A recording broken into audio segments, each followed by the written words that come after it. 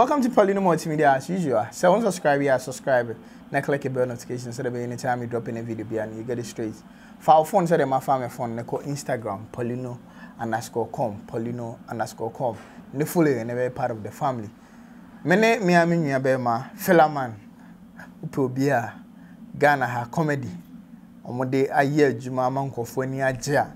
Filaman a part of Omo Stati. One nebra Kwaku Manu any pussy GH. Fila, me mo call about Poleeno Multimedia. Oh, yeah, me ya. Na dey na course. Ya me ado bibia boko na so. Ya me ado bibia course. Bende. Ana so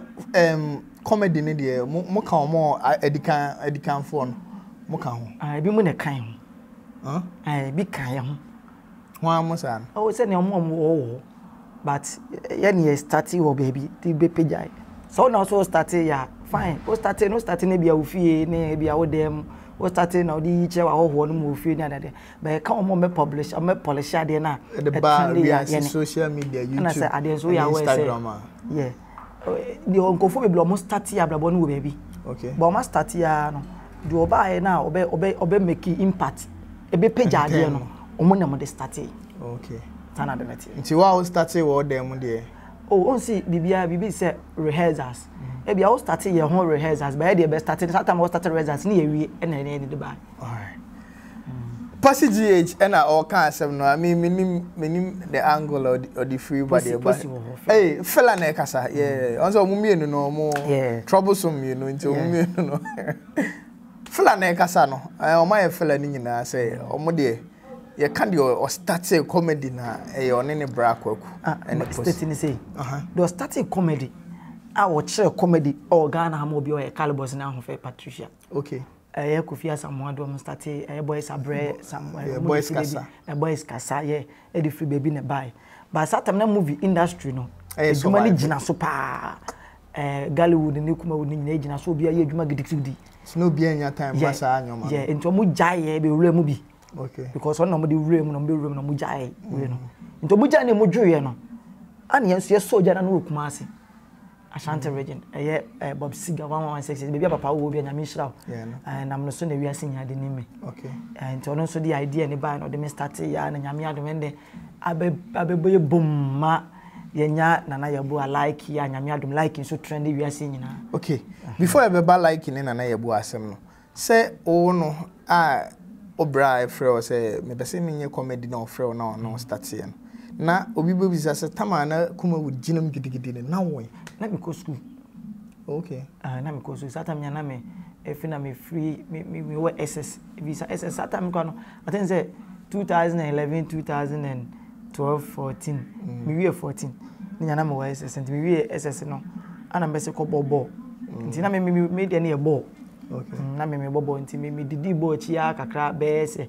14 me 2 years me di 2 years didi ball chi ti edi ra 17 mu no from 16 to 17 mu no ana me brother me start sa comedy videos. All right. Na o bra before o bra be fro no na yes o de ni din ye masem papa. Me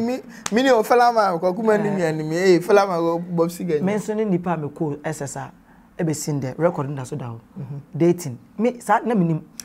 into one date da SS dey ne ye obi e di on say why di mo je fans o de ne je fans. Yes, the whole school so the oba aguna ezde de buso bi am me ya omo amekoto omo no mo satam na 4 years omo na me koto omo 2011 omo no mo form 4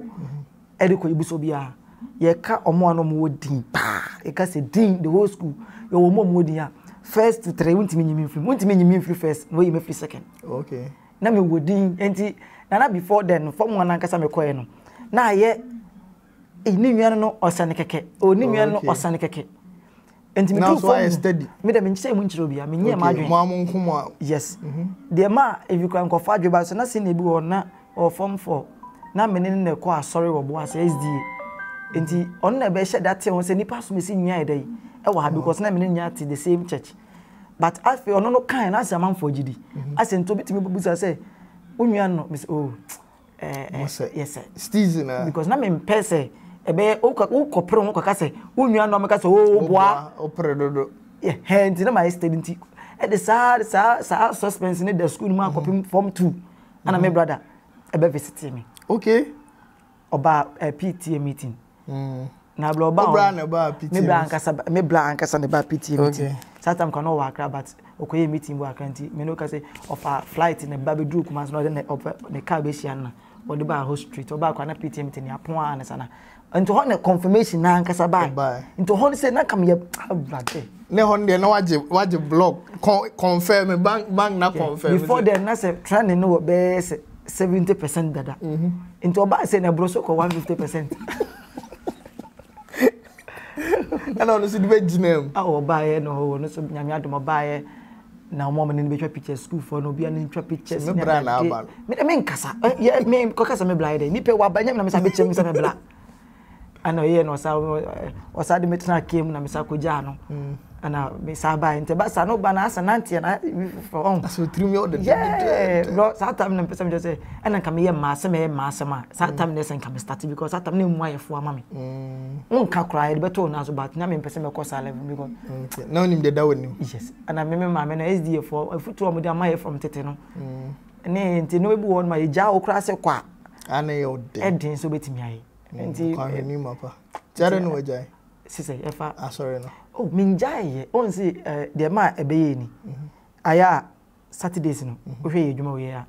most of times djuma ne be hye Saturdays no correct ndi so wo die chese se djuma na be hye Saturday no wantimi ankwa so di agwa betra o forever wa bla wonye dey ontimi nkwa sorry nti na se sadia anana before then so me on si na me wo me oboase nya me ko SDA me ko SS me ko SDA me ko me brother panyini bi so wo sevi asanwe so me ko tra won ma won na me wo SS na me makonya me ko okay onu so na yere nyina so ko SDA nti no e ko pem time me wie school a me free eho e ba kumasi ana me start na me brother call ma vida okay ndi I think it's still na but emfa adwuma nan kata ho ntwitwa adwuma ne nyina ye start ya che but ye nyina da so ko aso impedo se na ko aso e kwaresfo impedo se oh ye ko etako on se momo blogging we ne dia mo de bia mo na ba me de Sundays ne da particular dia me wo fia bu am ye free pa mo Sundays de obetima beto fie mo na ti Sundays bi no ma me ko me wa around me ko aso all right Posi omudine de confusion gwanti Filaman and am da so ene na twetwe nkomo e wo Poleeno Multimedia no wa hwese wo school na obra wodin wo Ghana say na wabana wabehwehwe I mean the feeling is different a different crowd I say yeah the star boy no na aba no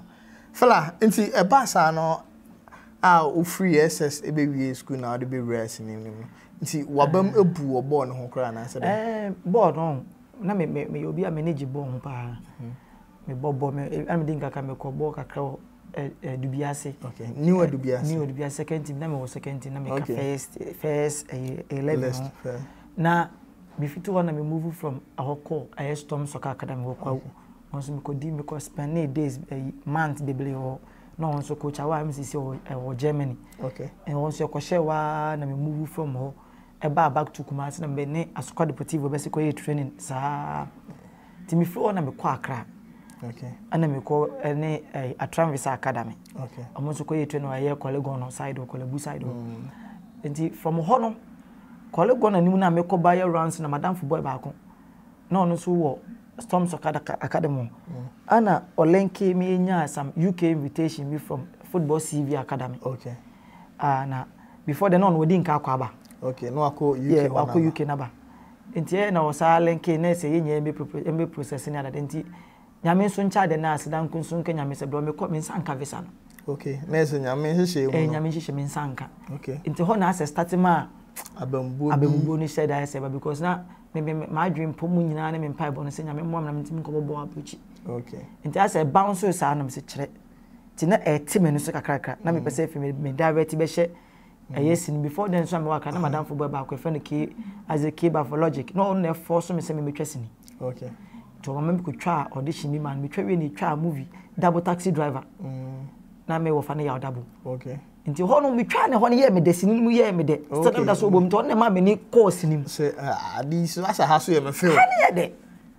aso fili nenye sika no enye sika oh once before then so me din ka me brother mo bo ase ta mo bo ase mo bo ase be twese nti ma follow sini nti me nim enyo marketing action ne cut ne nti me ko na anya me din like it say dia me nim ye dada okay nti wona me de to me brother nim say bro see no wadaroma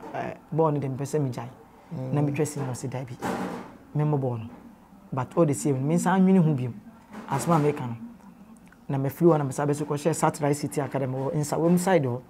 side na tin say Paradise Park Asamojan eye ni nsuo no and Malam side wo ayi in Sawom road to Media side no okay Satellite baby the Satellite omo factory no Paradise Park factory ni sa kono no okay enti eho enti me ko hye wo na so coaches no de sabu ma be mo bon say coaches ni pesika so wo nua ni celebrity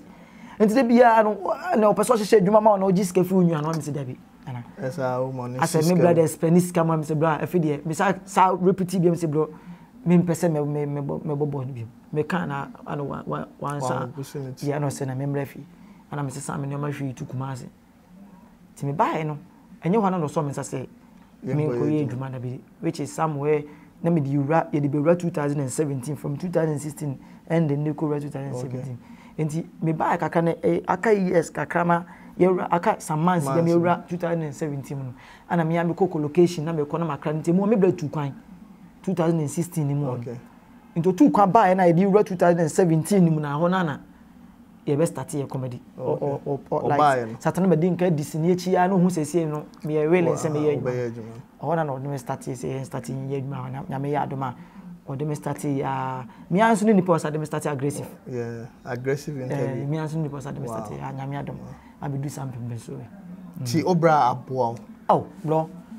wasam wa say moment ye top 20 cities mo say ya wuntimi ndi so be ka say moment okay me dem brother ya mama bro bro adwene nti aseso ni pe bia me si so me mama ne papa de nya me nhyira mo so mo de me ba asase so ba de me brother ya mama no okay ese me brother on me mama on no me papa okay enti no me brother me nim de like on nya me ado mama baby de me tiato me de dio se me de ni nya ye ono a ka on ne de mama se me ko baby na se bibi ni me pentama me ntu mfanko se bi nipa be na obadwi ne nua ehun se me nua na me ne ye adwuma nti ma me nya BBC function ne mo nya me nya common ana nya me pe adanse ye wo se nya me pe na wo start sa do ye na wo me so ba sha sie free baby ana be so no ne nua so nti me hu ne se aseda na emfa ma nya me na nhyira kese ne Nyankopɔn fa nko na bra wo so amen nti eba ne sa no na ebia wo hwe obra na Ghana for edu baby Ghana for ene etu na no goodness on ele when so say on tawanta den na wa adwen you na feel how be aya most times no nipa eduru mre bi kra Yesu Kristo kra no wanya na hodwo so okay ye bonetin to so gunu so dina tem enti bro nipa bia on wo akomapa nipa bia kanea enhyan da wablabo so nipa bia enamo so na betimi asesa nipa bia ablabo bia oboa eduru mre bia ewiase nya betimi dan ye ni ama okay but emlepa mu Nyankopɔn hye ne ho ne manyama wiase na saba bagi watum say oh sao ye innocent okay enti no me hu ne say I sometimes say yeah emeye hu gidie emeye hu standard ema hu say nye nipa nyina ne do oh ya de say hu anamo esa wutu e say hu level esa wukɔ enti enye me nwanwa because on say nipa na ne bia emle no odidi na tam say nipa na nde say nipa na bɔ na baso say oh wo ya de oh nipa bro wa ya say nipa na bɔ na baso nti edu ba bia na ba mtimi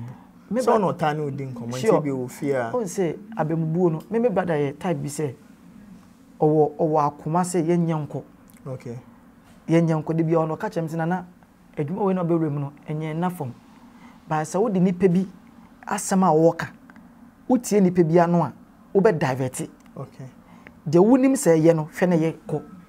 fine o mi say nipa bi utie futu but wo hwe otim say panyini bu futu de ma otim say na me nim kroni sebi emfa kwam nyansa bi enim emfa but at the moment apanyin na flow so o tufu no nya sitie netie uwia medase daddy na me nhira wo undi so kura na se ne wa appreciate na futu no me say we di so wi ene wontimi mfa ade mechechire say do ye ne ye it is sometimes nipa ankasa na eduru me bia enye eye mindset eduru me bia wotimi say obenu ase obe feel say ase ade di ase ade ami ye ba say wo masa de ne kelewa enwan ba say wotimi sa etimi hye ho den sa pagya na Nyankopɔn do si bebia enti me hu ne say me bra ankasa pe say de ombu nu ho abem to the down say ade ye wontimi nye okay de bi obetimi ba sometimes na ade bi won ma e so wo ye nipa obe feel yaw wo hwe sometimes ade obi di be yaw no betimi feel say ade nipa so me si pa ade me de me ya obeti yaw no mbata ni kwa so ma no control all right